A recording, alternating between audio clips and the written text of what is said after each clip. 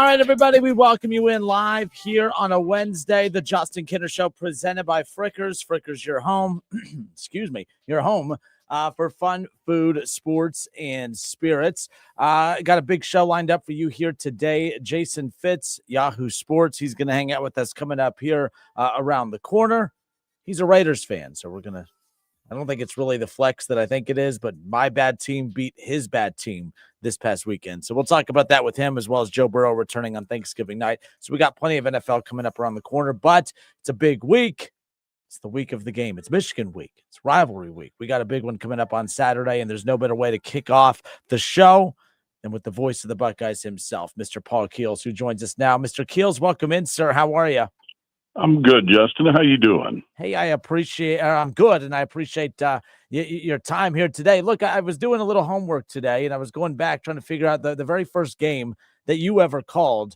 With the Michigan game, obviously it's the game. You remember your first game? Like, do you remember the nerves you felt the morning you woke up? What was different about that game versus any other game you've called? Well, I don't know if you have the right game. The first one I get was in 1981. Oh, wow. I do not have the right one then. That's when I was working in Detroit at one of the 5 stations that were broadcasting Michigan games. And that's the one where Art Schleister scored the decisive touchdown for Ohio State. And there was a key block thrown by Von Brodnax from Xenia to clear the way for Art Schleister. And the crazy thing about that season, Iowa ended up going to the Rose Bowl. They were co-champions, but a lot of that had to do with Iowa, and Ohio State did not play that year. Now, what you may have been thinking of was 1998. Yes. My first year doing the Ohio State games when Michael Wiley ran wild early in the football game and got Coach John Cooper one of his rare moments of joy against Michigan. So now you said originally you were calling Michigan games before Ohio State games? Absolutely. There were 5 stations in the Detroit area that did the games. And the reason that went on, Michigan's athletic director at the time, Don Canham, collected rights fees from all 5 of the broadcast outlets. So I was in my 20s, early in my career, and worked doing the Michigan. And I can tell you this, Justin, every year that Ohio State and Michigan played, something felt strange about it being an Ohio native doing the games for a Detroit station. Well, I'm sure. And that was going to be kind of the segue to the next question. Like, we had, Coach Tressel on this week. I've spoke with Keith Byers and a couple other former Buckeyes. And, we know it's a different game when a coach wakes up for the week of the game. We know it's a different game when the players wake up the week of the game. Even us as fans, we feel different waking up during Michigan week. But, what's your sense when you wake up as a broadcaster? I mean, do you still get nervous for the call of this type of game? Like, what is it about this game that separates it from the others that you call from a broadcaster's perspective?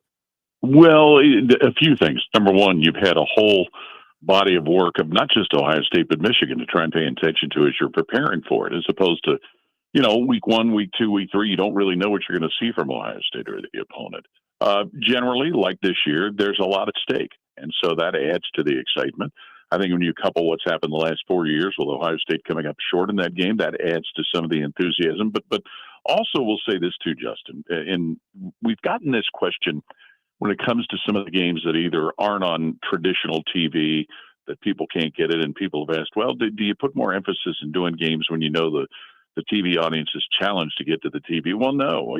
I think you put as much effort into each and every game, sometimes even more into some of the other games, because there's a chance that more players are going to play.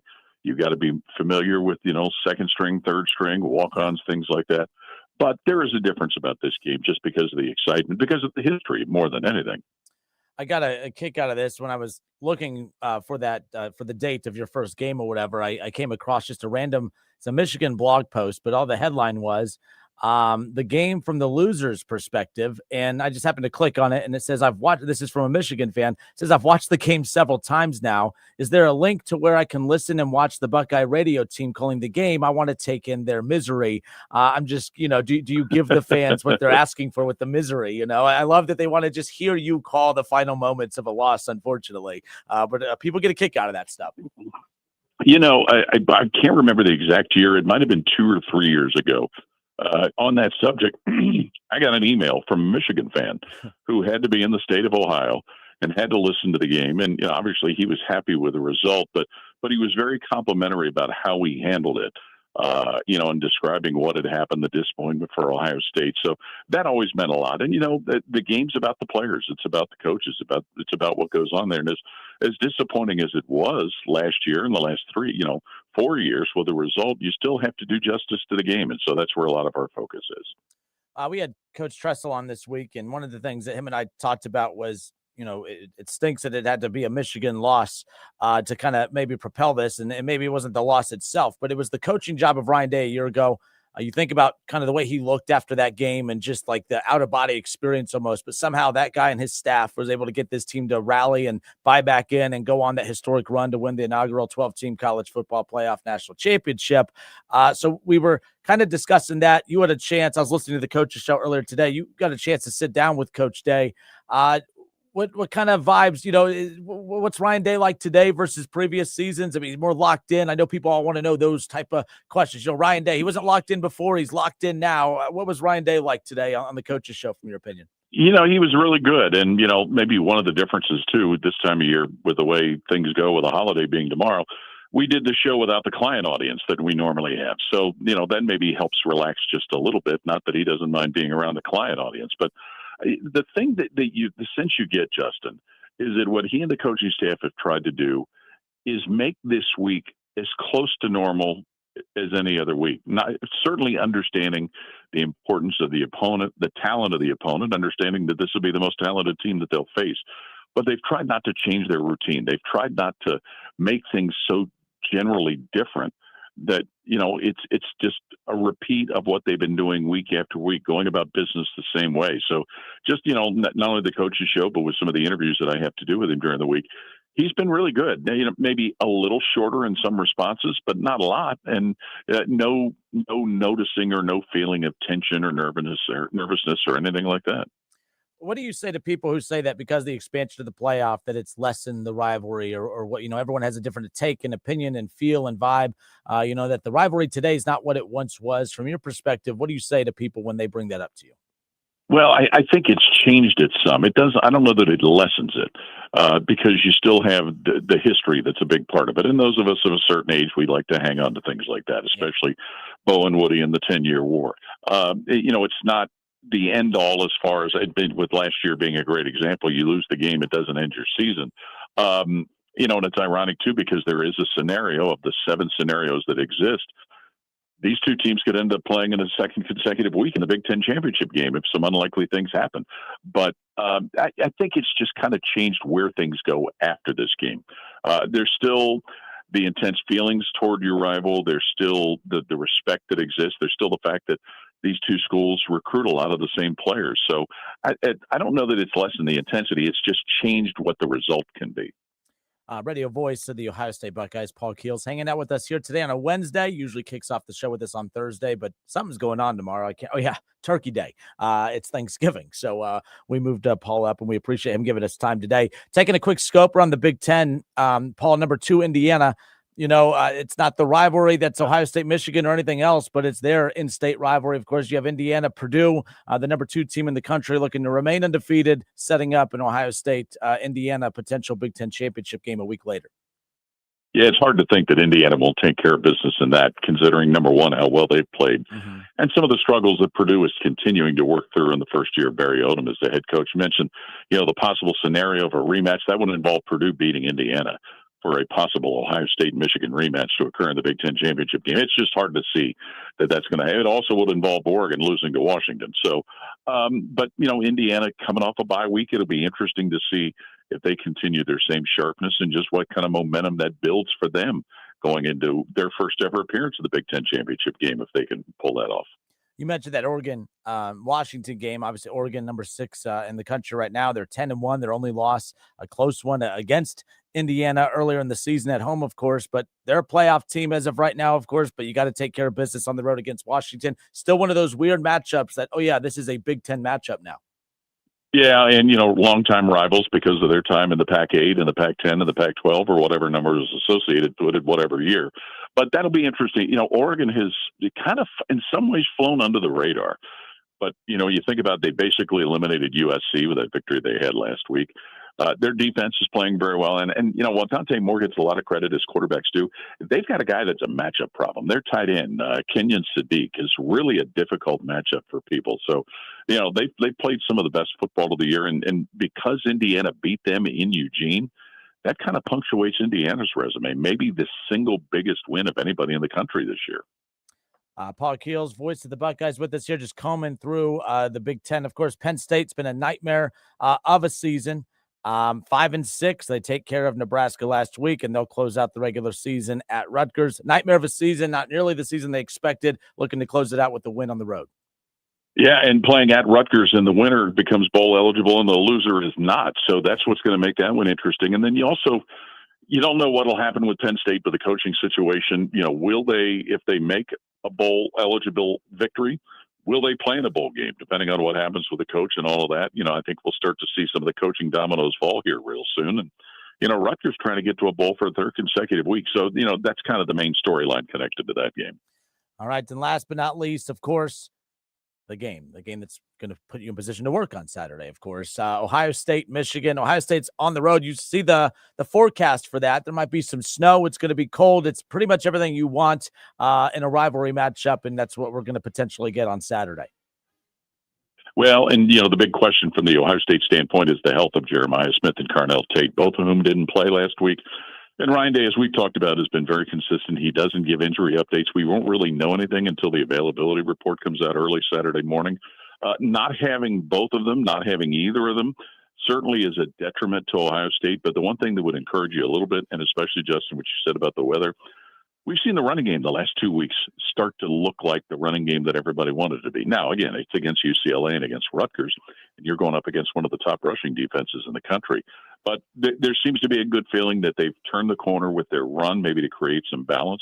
But also, this is where you really look at what Ohio State's defense can do, continuing to play at the high level against a team that's had success running the football, even though they didn't have Jordan Marshall last week. So, and it sounds like Jordan Marshall is expected to play for Michigan this coming weekend.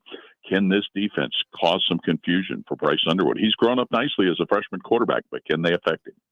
Yeah, and you lightly brought it up. I was going to say whether it's injuries or the weather, if it takes the pass game, not completely out of it, but if it obviously, kind of dials it back a bit and it becomes a run game versus run game, that's going to be the big, interesting dynamic that everyone's going to be looking for coming up on Saturday. No question. No question.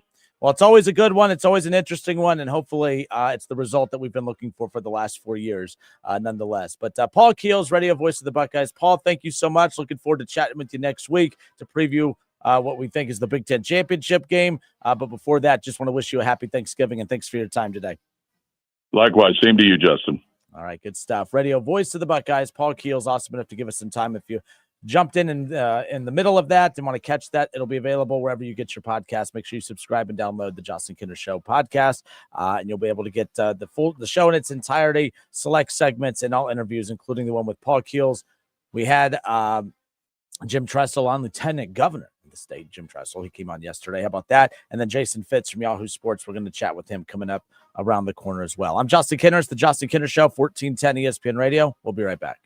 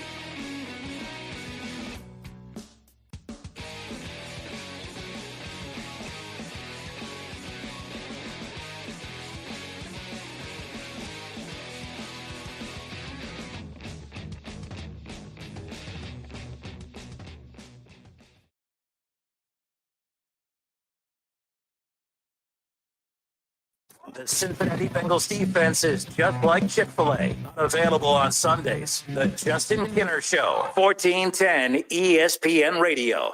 Now, back to the Justin Kinner Show on 1410 ESPN Radio and on the stream at wingam.com. Justin Kinner back with you here. Dayton's ESPN Radio, 1410 Wing AM. 937-518-1410, the number to call and jump in on the conversation. You can call, you can text. You don't have to do a dang thing. Do whatever you want. It's free country. There you go. Happy Wednesday. That was Paul Keels, voice of the Buckeyes, who just kicked off the show with us. Appreciate his time each week. But nonetheless, we'll get back into the college football side of things here in a bit. I'm going to spend some time in the NFL. Bengals get Joe Burrow back coming up here tomorrow night. And now the next part of what I'm going to say is probably just going to be chalked up to, oh, Kenner, you're just a Browns fan. You're a hater, yada, yada, yada. I'm actually looking out for you, the Bengals fan. I actually care about you. I hope that was genuine. That didn't come across that way. I hope.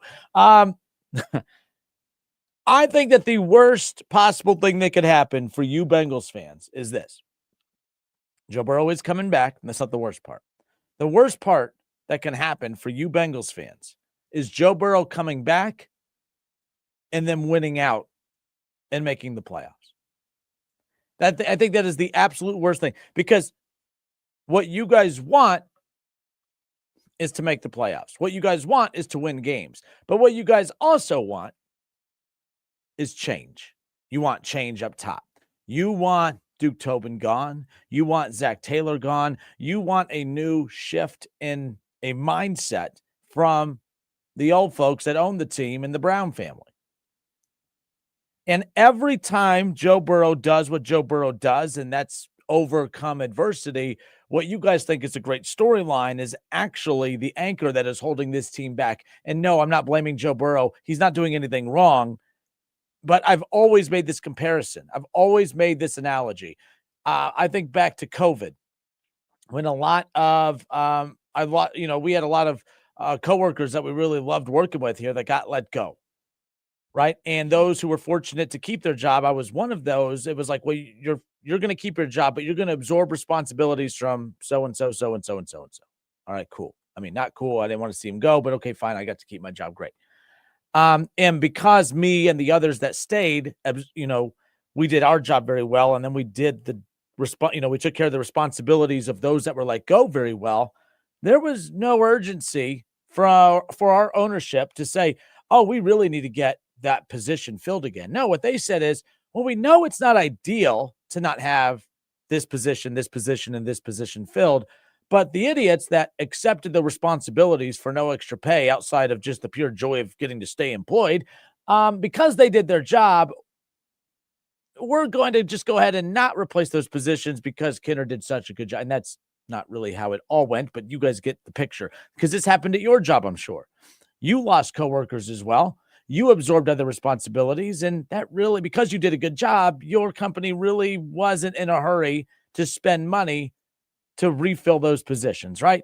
That's kind of the position that Joe Burrow is in, is every time that he does his job to the highest level and he overcomes an offensive line that gets him sacked 70 times, getting sacked 70 times should have forced that front office to be desperate to find a way to get it right. But because Joe Burrow took a team to a Super Bowl in a year that he got sacked 70 times, there really wasn't that urgency to take care of that to the highest of levels. You think about 2 years ago, Joe Burrow goes down with an injury, right? And, they lose the rest of the games. But guess what? Because Zach Taylor, whether you want to give him credit or not, he did his job. He coached the team up. Jake Browning, who you guys all hate all of a sudden, he went in and he finished with a winning record post Joe Burrow, and they finished with a 9-8 record. Guess what? That's all great and all. That's fantastic. 9-8. Woo, they kept trying. Then the front office said, well, that shows we're pretty good. We were without Joe Burrow and still won more games than we lost. We finished at 9-8. All we need is to get Joe Burrow back. And guess what? That's all they counted on, was just getting Joe Burrow back. So guess what happened? No changes that offseason. Then you get Joe Burrow last year, all 17 games, no injuries. Finally, he proved he could do it for once. But then guess what happened? They had a really, really, really bad defense. They lost, 4 or 5 one-possession games last year that easily should have been theirs. but the defense just let the teams march down the field and get in scoring position and ultimately win games. But what did the front office say? Well, we're not going to have that bad luck every year. I mean, those were 50-50 games. We just need to get a new defensive coordinator and, we'll just throw some rookies out there and we'll pay our guys and call it a day. They made no changes because you went 9-8. And then guess what's happening right now? You're losing and losing a lot. Tension is super high. There was actually reports coming out that some believe Duke Tobin could lose his job at the end of the year, that Zach Taylor could be the former coach of the Cincinnati Bengals. There's a lot of that chatter. Guess what happens if you get what you want? Guess what happens if Joe Burrow comes back and they beat the Ravens on Thursday Night Football and they go on to win out and finish 9-8 for the third straight season? They're either going to make the playoffs and get knocked out right away, or they're going to miss the playoffs at 9-8 for the third straight season. And then there's going to be the Bengals started out 2-0 with Joe Burrow. They only won one game in the games that he was out the rest of the way. And then he comes back and then we win out, or we win 5 of our last 6. All we need is Joe Burrow to be healthy. And then it's a very lackluster offseason. It's a repeat of last year and the year before. So while I get that, there's a lot of excitement that you want Joe Burrow to come back tomorrow night, and he is, but you want him to come back and win next week and the week after that and the week after that. That's great, but be careful what you ask for, because this front office is just looking for an excuse to not have to make drastic changes. They don't like change. They don't want to make change. I mean, the only time they change is when they're forced to. They weren't going to pay T. Higgins. It was Jamar Chase who said, pay him or you don't get me, and they were kind of forced to do it. They didn't want to pay Trey Hendrickson, and ultimately people say, oh, the Bengals caved. No, they didn't, because they still didn't give him the long-term extension that he wanted. The Bengals don't want to change. They refuse to change. They change when they absolutely have to. When you get a generational quarterback, Joe Burrow, they didn't want to change how they go about guaranteed contracts, this, that, and the other, but they had to because you had Joe Burrow. You get a generational wide receiver. Sure, he's a scum human being and Jamar Chase who spits in other humans, but hey, that's besides the point. You get a generational wide receiver. You didn't want to spend that much on him. You didn't want to give guaranteed money, but you had to, because you can't let a talent like that just walk out. When the Bengals have to, they'll do it. All you have to do is force them to do it. But when you finish with the winning record, you maybe make the playoffs or just miss it, and they have the mindset of, well, if Joe Burrow would have just come back 1 week sooner, we'd have been fine. That's all they care about. This is why, and we haven't talked Reds in a while, but this is why I think I think the Reds making the playoffs was actually a bad thing. It's very similar to the Bengals. The Reds making the playoffs, and they backdoor their way in, but the Reds making the playoffs, I think, is a horrible thing. It was fun at the time. I enjoyed it. I thought it was cool. It was cool seeing the Reds finally get to play on a playoff stage. It's been so long, but at the sacrifice of what? At the expense of what? The Reds have already come out and said, well, hey, look, we spent $115 million last year and had a playoff roster. That's all it costs. If all it costs is $115 million for a playoff roster, we'll just spend that same amount again, and we don't need Kyle. We made the playoffs without Kyle Schwarber. Why the hell would we need Kyle Schwarber? But if they would have missed the playoffs, then the emphasis would have been on, man, we need power bats. We need an outfielder. We need more depth in the bullpen. We need this, this, and this. But now the front office for the Reds is saying, well, we got a playoff roster. We got a Hall of Fame manager, a generational shortstop that probably should be an outfielder, but that's besides the point.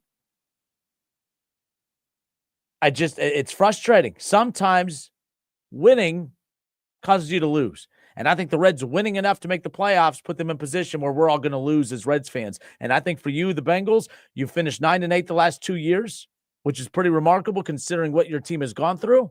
But I think because you won games and because you finished above 500, I think that's what made you lose as well, because it just eliminated all urgency and need for change from that front office. And if this team goes on to win the final 6 with Joe Burrow, although it's a great story for you Joe Burrow fans, but I think if you win 6 straight, you're going to have another loss of an offseason, in my opinion. 937-518-1410. Agree or disagree. We'll go. I see calls coming in. I'm like the only human in this damn building right now.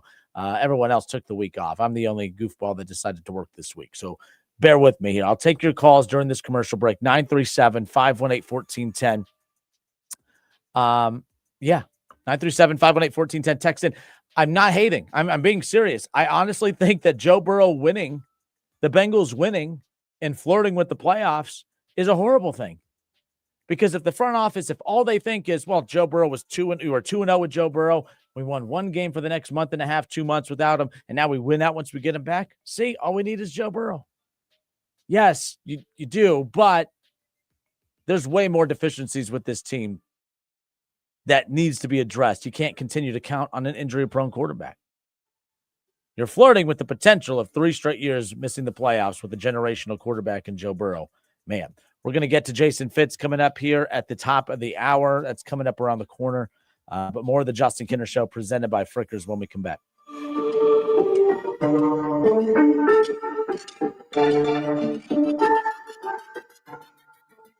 We all hear the radio ads about the IRS. They tell you to be afraid, to be scared, and they try to frighten you into calling.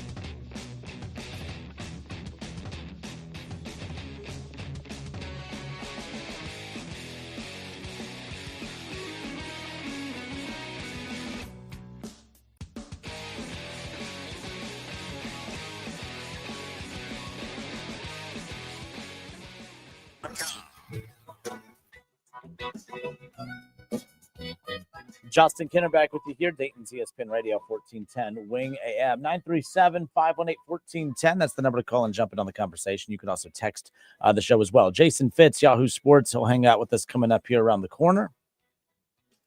We will be off tomorrow.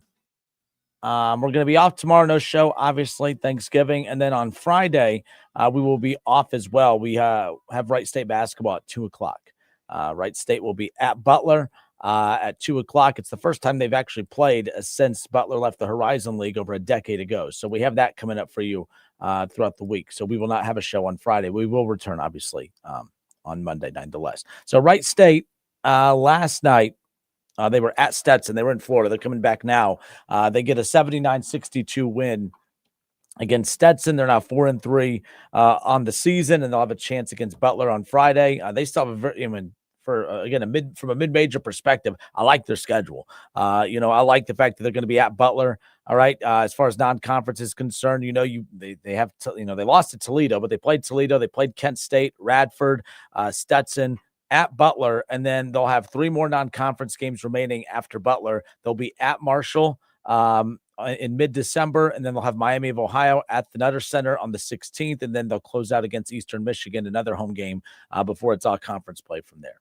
So I'm telling you, they have this kid named Michael Cooper. I'm telling you, it's one of those things that as a mid-major, you love to have a player like that, but it also sucks because, and I don't know this by any means, but like the likelihood of Wright State being able to keep this kid, he's a true freshman, won a state championship in Indiana last year. Him and his school, he won a state championship where the Pacers play in a sold out arena. I mean, the pressure does not get to this kid. Average about 15 a game. I mean, he's a floor general out there, absolutely beyond talented. And I just have a hard time believing he's going to be with Wright State next year. So I want you guys to get a chance to see this kid play. So we're going to be giving out tickets for when the Raiders return home for that stretch when they have Miami of Ohio and Eastern Michigan. It's going to be a minute before the Raiders return home.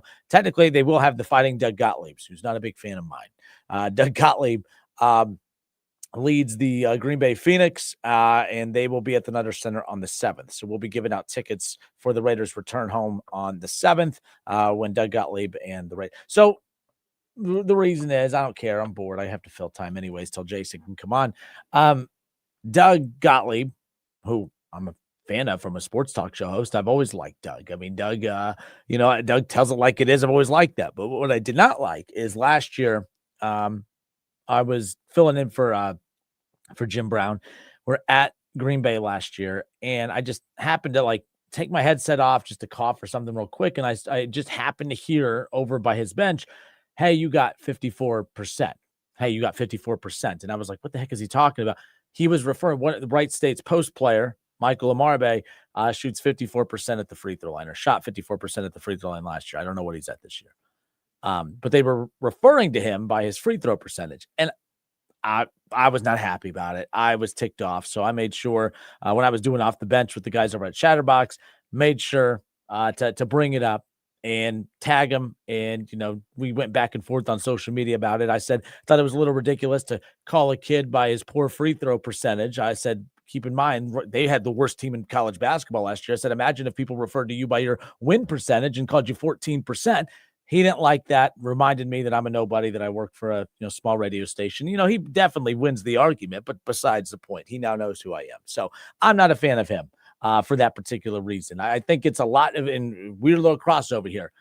You could be outspoken. You could talk the way you do. You could be aggressive and do stuff a certain way, but you got to win. Doug Gottlieb could be a jerk, but he needs to win basketball games. If he wants to be a jerk, he has to win basketball games. And even then, I'm not a big fan of it. But, a classic example of this is you look over at Hurley, you look over at UConn. That guy drives everybody crazy, but he won back-to-back national championships.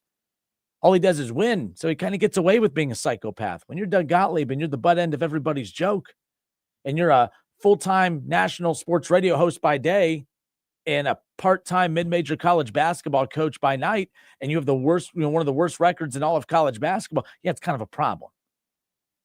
And it reminds me a ton of the conflict that I have right now. This is a hell of a segue. Didn't plan it, but man, this is good stuff. It reminds me of the conflict I have right now with being a fan of the Browns and Shedeur Sanders. I think what makes Shedeur great is also what makes him so unlikable if he doesn't win. He's been able to get away with being cocky and arrogant when he goes to, Jacksonville State or wherever. And when he goes there and that program wasn't winning and then he's the quarterback and then they take off. Man, he's cocky. He's arrogant. He says things that you just normally don't hear athletes say, but he's winning. So more power to him. Then he goes to Colorado and he was very cocky, very arrogant. And I can't say he won. I mean, he finished the game above 500, but he played a major role. I mean, Travis Hunter can't be Travis Hunter on the offensive side of the ball if he doesn't have a good quarterback throwing in the football. We know that Shedeur was a good college quarterback. He was. Whether you guys want to admit that or not, he was, from a talent perspective, getting first-round draft grades across the board. Mel Kiper drives everybody nuts, but, I mean, he said from a pure talent standpoint, Shedeur Sanders should have been the first quarterback taken off the board in last year's draft. And there's not enough to say that he was right at this point, but hey, he's won the job or at least stole the job or got the job, positioned himself to get it. He's done what he's supposed to. But like Shedeur, we saw that, man, he was a big story in college when Colorado would jump out to that 3-1 start. Remember, they beat Nebraska. They get off to this big start. He's talking, he's doing his thing. And Colorado, every celebrity and their mother is showing up to these games. And it was like, man, they're taking college football by storm. Well, they didn't have a life raft the rest of the way because he didn't play, the team didn't play great football the rest of the way. So his cocky, arrogant personality kind of rubbed people the wrong way. So when you come to Cleveland and they interview you before and you say, hey, I'm what they've been looking for, I was ticked off right away before the game even started. I said, look, I'm a fan of a team that the quarterback is always the butt end of every joke that's said to me about my team. For once, I just want a quarterback that everybody likes. And for all you jerks out there that try to say the whole, well, you had a quarterback in Baker Mayfield, you made my life hell about Baker Mayfield when he was in Cleveland. When Baker Mayfield was the quarterback of the Cleveland Browns, you guys made fun of all the commercials. He has more commercials than wins. You were wrong, but it's besides the point. You didn't like Baker's personality. You didn't like all the commercials he was in. You didn't like the hand gestures and all the other stuff that he did. You thought he was too cocky and arrogant. And it was fine when they were winning. When he came in as a rookie and they started out like 0-2 or 0-2-1 or whatever it was, and then he comes in at halftime against the Jets and leads them from behind to get a win. They went from 0-16 to a 7-win team from one year to the next. It was fine because they were winning. So you could be cocky, you could be arrogant, you could be brash, you could be all those things because they were winning. And then a year later, they went out and got Odell Beckham Jr., right? They got Austin Hooper. They made him one of the highest paid tight ends in football. A very good blocking tight end at the time. I think he's with the Patriots now. They had a very good defense, and then injuries and just inconsistencies. The locker room got away. Just wasn't a good scene. They were losing a lot of games. You all hated Baker Mayfield. It's the same thing. Every time the Browns even get somewhat of a quarterback, their personality has to make it easy for everyone to hate on this team. Deshaun Watson, I don't think I need to explain that one. I think that one was pretty damn obvious. But Shedeur can act like this. He could say these crazy things. But he has to win. And if he doesn't win, it's not going to go well. And it's cringe. Some of the stuff he says is cringe. I thought it was way too much about him in the postgame. But then I think there also is something to athletes not wanting to conform to the ways of which we have made sports media be like, oh, well, you have to talk this way. Well, why do I have to talk this way? To appease some random boob in Dayton, Ohio? I mean, that's a fair point, counterpoint, if you will. But you could talk however you want. You can act however you want. Just go out there and win. So Shedeur, if he's cocky, if he's arrogant, if he's confident, however you want to frame it, he can act however he wants. But the bottom line is you better go out there and win. And the Browns have a shot with the 49ers coming up this weekend. He can say whatever he wants. He can act however he wants, but he needs to go out there and win. I don't even know what the line is. I haven't even checked that, by the way, for this Sunday. The Browns are going to welcome in the 49ers. I mean, San Francisco's a 4.5-point favorite. They're a 4.5-point favorite. I saw Brock Purdy last week throw 4 interceptions or 3 interceptions or whatever it was. He threw 3 interceptions. Now, they beat the Panthers 20-9. The problem is the Panthers couldn't run the football, and they don't have great wide receivers. All right, and their defense is okay. The Browns' defense is way better, but I think the problem is the Niners' defense or the Browns' offense is a little bit of a better version than the Panthers at this point. But man, I don't know. I don't have a hot take about this matchup with the Niners, but I do believe that this is more of a tryout. This is more of an audition. That this is more of an opportunity to see Shedeur go out there and prove that he's a starting caliber quarterback. Because here's what's coming up for Cleveland. You know, Shedeur's the starting quarterback moving forward, or at least for the immediate future. But here's what's coming up for the Cleveland Browns, all right? I look at these games coming up, and I'm intrigued. I think they could beat the Niners. With that defense, we just watched Brock Purdy throw 3 interceptions against a less talented defense.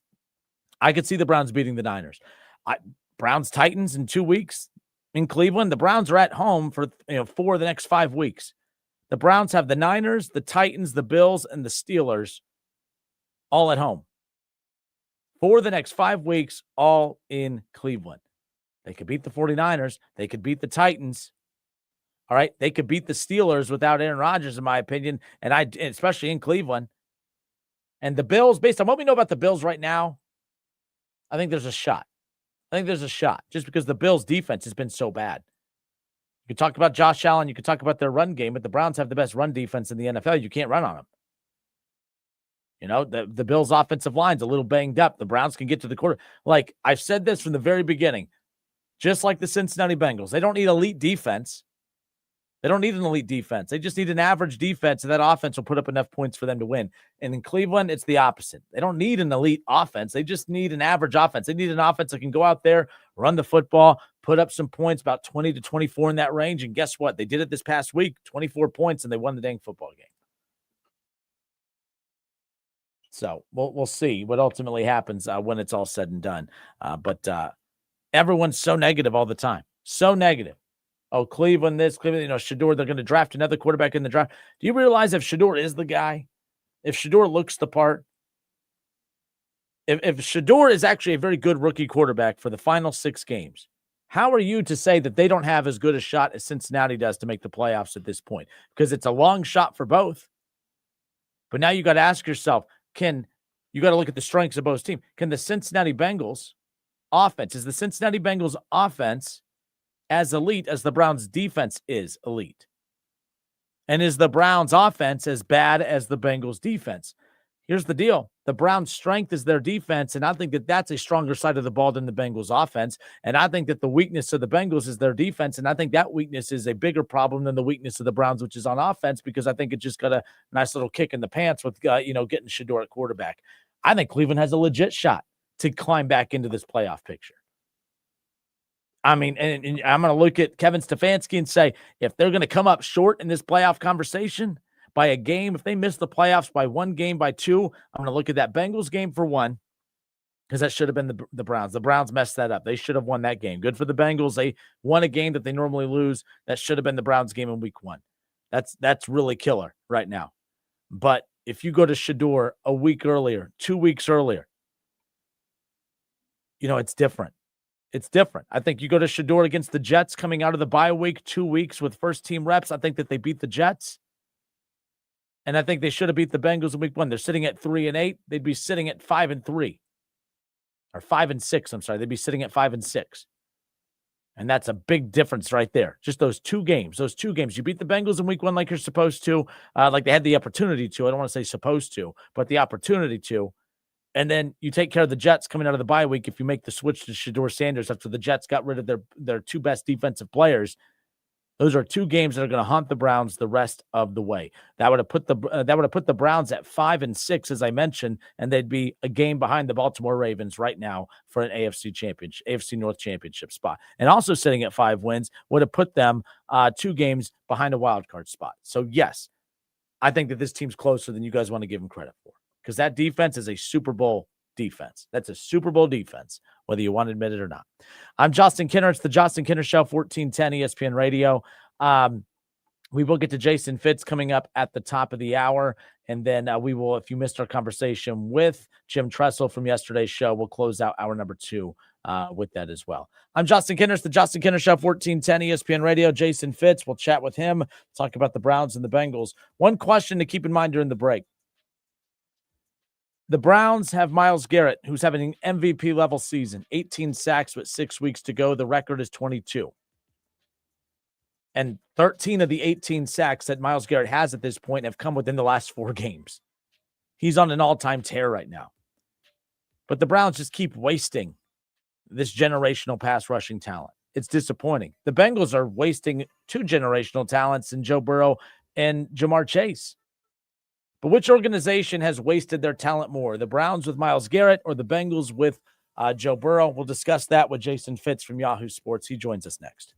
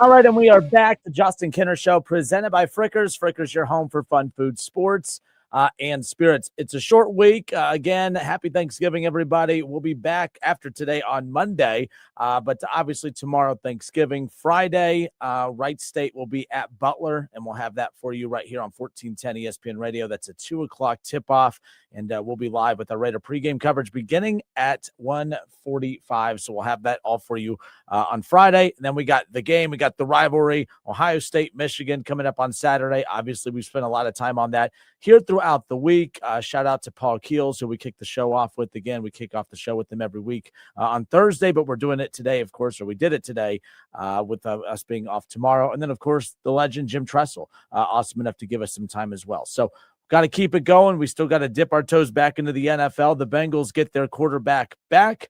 The Browns might have their quarterback of the future, or at least the immediate future. Who knows what the hell's going on in both cities at this point. And one guy that's very familiar with all the chaos that goes on in both of those cities with both of those teams is our friend from Yahoo Sports, Jason Fitz. Jason, happy Thanksgiving. Thanks for giving us time this week. How are we today?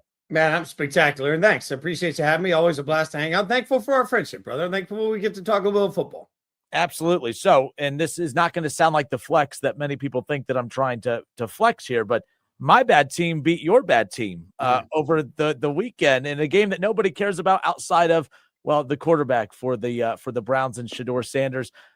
All right, we got to see it, and we got to see him start. We got to see him a little bit against the Ravens, but we got the full experience, the full Shedeur experience, the week build up to it, all the drama, the team's against him, the NFL's against him, everyone's against him. The kid has everything, but everyone's against him. What was your takeaway of how he looked against your Raiders this past Sunday? So this was the worst case scenario for everybody because he did the things that he does that makes people that want him to succeed feel like he can succeed. And he does the things that he does that makes people that root against him feel like, oh, he can't make it in this thing. Like, I want to stress this, number one. Playing against the Raiders right now, I believe wholeheartedly, although they played earlier this year, if the Raiders played the Titans would win by 2 touchdowns. It has fallen apart for the Raiders. And when I say it's bad, the best way I can describe it is like if Kobe in his prime decided that he wanted to take me on a basketball court, and then right before he took me on, somebody came and lopped off one of my legs. That's where the Raiders defense is. It is one of the worst defenses, and this is arguably in my lifetime as a fan, I think this might be the worst football team I've ever seen the Raiders field. So what did we learn about Shedeur Sanders? The real answer to that is not a popular hot take is nothing. Just like we didn't learn anything about the Cowboys when they looked really good against the Raiders. It's like, hey, guys, at some point, calm everything down. It's the Raiders. And so look at the great completion. And it was a beautiful throw on that rollout. But then ask everybody when you look at the all-22, the hell were they covering? Like, what were they doing on the back end of that defense? The answer is nobody has any idea. So look at the 66-yard touchdown pass. It was really just a quick screen, terrible tackle, right? Like, so we just didn't learn anything. Shedeur was good enough to deserve another week. I think we've seen that there's not really a spark with Dylan Gabriel. This whole thing feels failed at this point. And it's failed because now you're in this quick rush against the clock where Shedeur's got to show enough over the next 6 weeks that the Browns choose not to participate in the quarterback portion of the draft, even though they may have a top 5 pick. Like, it's just all wildly complicated. So I hope for the sake of Shedeur that he goes out and crushes it the next 6 weeks, eliminates all questions, and the Browns have a starter for the next 20 years. I don't believe at my core that a conspiracy theory dropped him to the 5th round. I don't believe that the league passed on him to teach him a lesson. I don't believe anybody's for him or against him. I just don't think he's an epic starting quarterback in the NFL. We'll see. I hope I'm wrong. But at the end of the day, I think what we saw was one good game from a player that frankly, I think Mason Rudolph could have had the same game against that Raiders defense. Yeah, and it's like, and I'm a Shedeur guy. I trust me. I'm a Browns fan. Everyone's like, you just don't want him to be the quarterback. I'm like, I'll take anybody to be the quarterback. I don't care if Tyrod Taylor all of a sudden turns into a superstar quarterback. I'll take Tyrod Taylor. I don't care who the quarterback is in Cleveland. But Shedeur's personality, I love it and dislike it at the same time. When you watch like a movie or a show and they're trying to depict that really overly confident athlete, that cocky athlete, and it's cheesy acting, it's not acting. That's him. Like, I was watching Coach Carter, I'm the real Ty Crane. Like, that's so cheesy. Nobody does that. No one talks like he does. He kind of talks like that. It's just kind of crazy. And it works if you're winning. And luckily he won the game against the Raiders. But what happens when that same false confidence is there? if they start losing again moving forward, and they have the Niners coming up. Like, I don't know. It could be, we saw this with Baker to a certain degree. That personality was all fun in games where they were winning, but when the losses started piling up, that personality, it snowballed into something that was too overwhelming for the franchise to take care of. Yeah, and you know what's interesting? Like, none of us say a damn thing about Drake May's personality. All we're talking about is the way Drake May plays football, right? None of us really have anything to say about Jaden Daniels' personality. We don't talk about how he plays football. Like, at some point, with like Caleb, plenty of people have plenty to say about Caleb's personality, right? Like, I think it just becomes a driving portion of the narrative for so many people. And I'm with you. Like, at the end of the day, I want my favorite team to have a quarterback. I don't even care if that quarterback is likable. Like, frankly, if we're being honest, Jackson Dart said plenty as he became the Giants starter and dedicated some of those wins to people that might be controversial to some of the fan base. And he can politically to some be polarizing. I don't care. I don't care who you vote for. I don't care what you believe in. I don't care who you love. I don't care who you sleep with. I don't care about any of it. I just want to see my favorite team have a quarterback. And for you as a Browns fan, I say the same thing. If your franchise has been forever without a guy, I don't care what it takes to get the guy. Get the guy. So I've got nothing one way or the other against Shedeur. Frankly, I don't care. If Shedeur is wildly successful, for me as a Raiders fan, that takes the Browns out of the quarterback conversation, makes the path for us to find a quarterback even easier. Like, I got no skin in the game. I root for players to be successful because at the end of the day, players sacrifice their whole lives to get on the field and try and be great at something. I always root for players. It's no different here. I just don't think Shedeur is that. I mean, I watched every snap. I covered him in college football. I think he had really, really good moments. And we see that from a lot of quarterbacks in college football that have really, really good moments. And they don't become great pro quarterbacks. Great pro quarterbacks are guys that can save you when they need to save you. But at the end of the day, they can execute your offense with timing, with delivery in a smart way. Like, Matt Stafford is not beating anybody with his athleticism. He's beating everybody with his mind. And he's the MVP right now, right? Like, that's a great quarterback. So if Shedeur can develop to the point that he can quickly process, get rid of the football, great. He's going to be great. If he can't, then he's going to be that sort of quarterback that makes maddening plays in both directions constantly. Jason Fitz, Yahoo Sports, hanging out with us here as the Justin Kinner Show presented by Frickers. So I threw this question out last week heading in to the debut, or the starting debut of Shedeur, if you will. But I said there's a lot of what ifs, there's a lot of question marks, there's a lot of the he's a polarizing figure. We're talking about his personality, his dad, this, that, the other. I said, from a team perspective, though, what does it mean for, like, what if he is good? Like, put a positive spin on this, not you, but just us in general, with the talk of Shedeur. This organization for 3+ decades has been just begging for a franchise quarterback. What if he is the guy? What if after all this noise, after all this mess, they end up accidentally in the 5th round, a controversial pick ends up becoming the diamond in the rough? What if he is good? What if he is the guy moving forward? It totally changes the direction of this franchise, a direction that the franchise has been begging to find itself in that position. I mean, if we're being honest, what if he tears it up the last 6 weeks of the season and he's epic? Don't we also have to then turn around and tip of the, like, I will, not everybody will, tip of the cap to Kevin Stefanski? Like, hey, because so many people are going to say you kept him off the field. What if they were developing him to get him ready? What if all of this time actually helped the Browns get a quarterback ready? Like, what if we assign benefit of the doubt all the way across?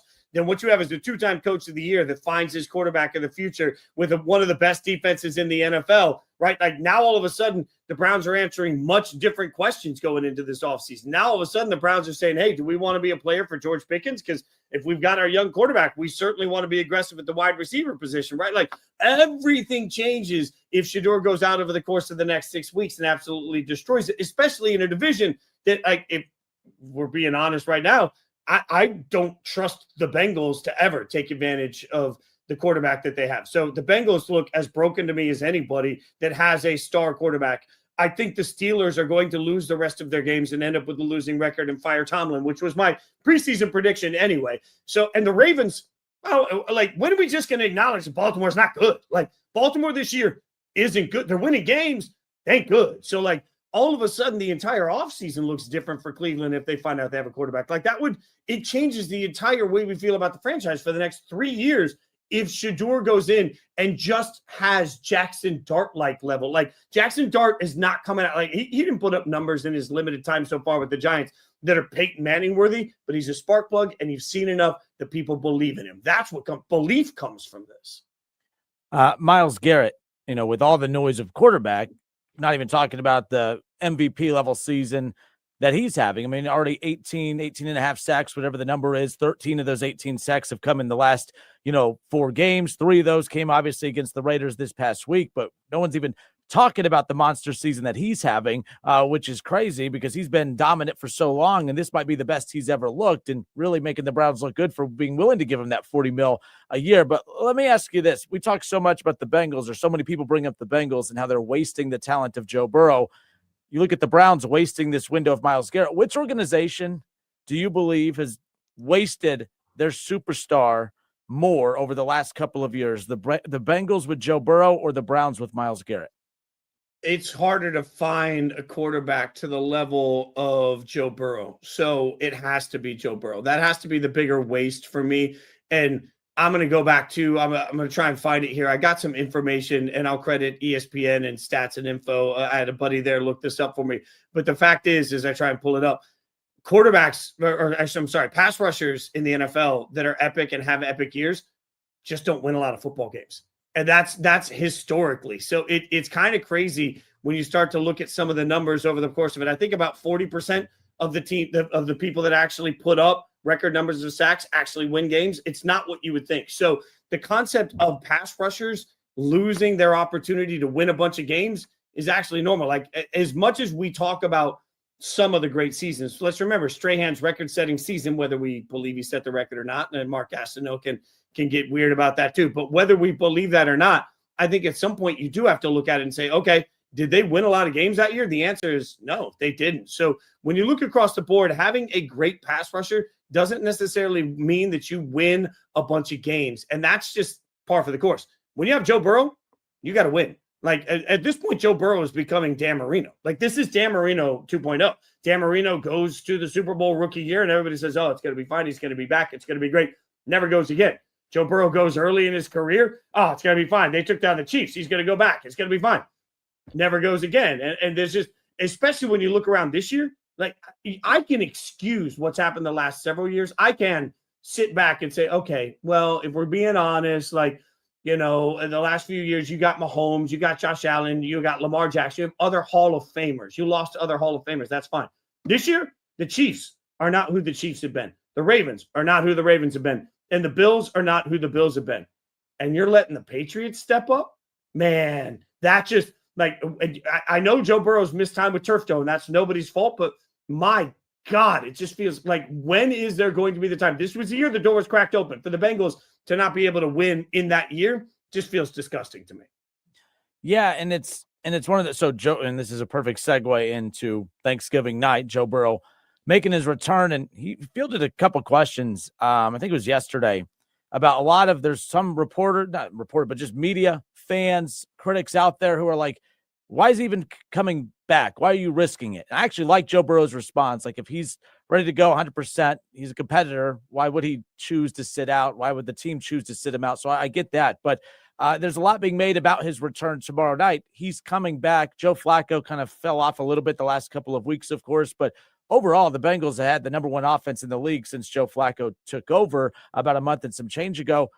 It sounds crazy, but what's different for the Bengals getting Joe Burrow back? What are the chances that you give them of maybe making a little miracle comeback back into this playoff conversation? For all the reasons you mentioned, the AFC is just not very strong at this point. What kind of chance do you give the Bengals, if any, with Joe Burrow coming back now? I mean, that's where, again, like, I think I've made this joke to you before, but it's like, is he playing on the defensive side of the ball? Like, man, I want this so bad. And maybe the reason that I get angry with the Bengals organization is because I'm just jealous. I'll be honest. Like, I'm jealous. My favorite team has never been able to find a quarterback. Your market's favorite team has a quarterback, and they can't turn around and win with him. Like, so maybe it's that makes me so rage filled with this. But man, at some point, certain organizations are bad at identifying talent. And I know the Bengals have tried for years to identify the right talent on the offensive line. Hasn't always gone well. The Titans, a team I know particularly well from my time in Nashville, they always tried to get wide receivers. They drafted wide receivers. They just couldn't get wide receivers that were worth a damn, right? Like, some organizations struggle. The whatever reason, Zach Taylor struggles to find the right people to lead a defense. It happened for like 2 years where Lou Anarumo was supposed to be the answer. He was going to get a head coaching job, and then it all of a sudden fell apart. At some point, you got to look at it in the mirror and say, what's happening to my process that just constantly makes us bad on one side of the football? And again, I'll go back to Dan Marino. The fail for any old person that's listening right now. Every single year, you would go out back then, and we all remember this. Like, we would go out, we would buy the NFL preview magazines, and the story on the Dolphins was always the same. Can't find a running back. Can't find a running back. Can't find a running back. They never got any support around Marino. And the whole time we all sat there and said, man, how in the heck do you mismanage it that badly? I think the Bengals are just can't find a defense, can't find a defense, can't find a defense over and over and over again.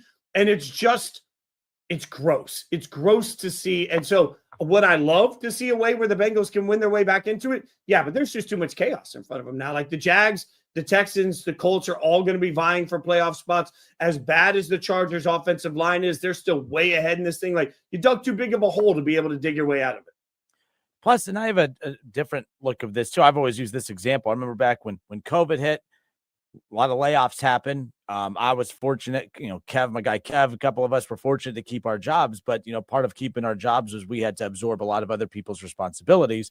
And we were grateful, but then that ended up becoming the worst thing possible, because when it came time to hire people back, they're like, why should we spend money here and there? You guys did a pretty good job, even with all the shortcomings in the company. You got the job done. And I compare that, and that's not just us. I know that happened in a lot of different industries. I look at Joe Burrow and what he's been able to overcome during his time in Cincinnati. If I'm a Bengals fan, I'm kind of rooting that it doesn't go well.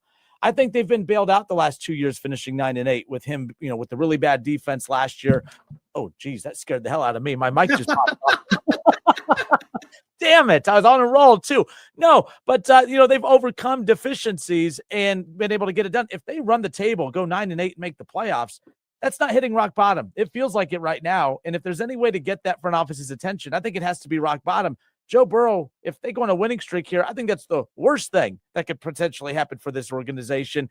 I think they need to hit rock bottom. And I think winning 9 games, oh, look, we were 9-8. We won 5-6 straight to close out the season. We played better down the stretch. We just, Joe Burrow's healthy. We'll be fine heading into next year.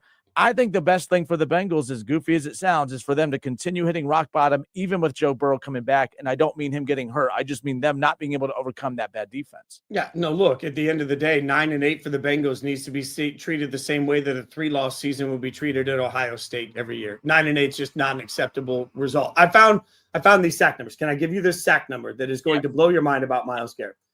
Players with a historic number of sacks don't come from great teams. There are 5 players in NFL history with at least 22 sacks in a season since 1982. None of their teams won 10 or more games. Only the 2021 Steelers made the playoffs as a 7 seed. Every other person that's ever had 22 sacks in a season did not make the playoffs. There have been 13 individual seasons where a player has had at least 20 sacks. Just 6 of those 13 seasons resulted in a playoff berth. Only 2 reached the Super Bowl: Aaron Donald, Lawrence Taylor.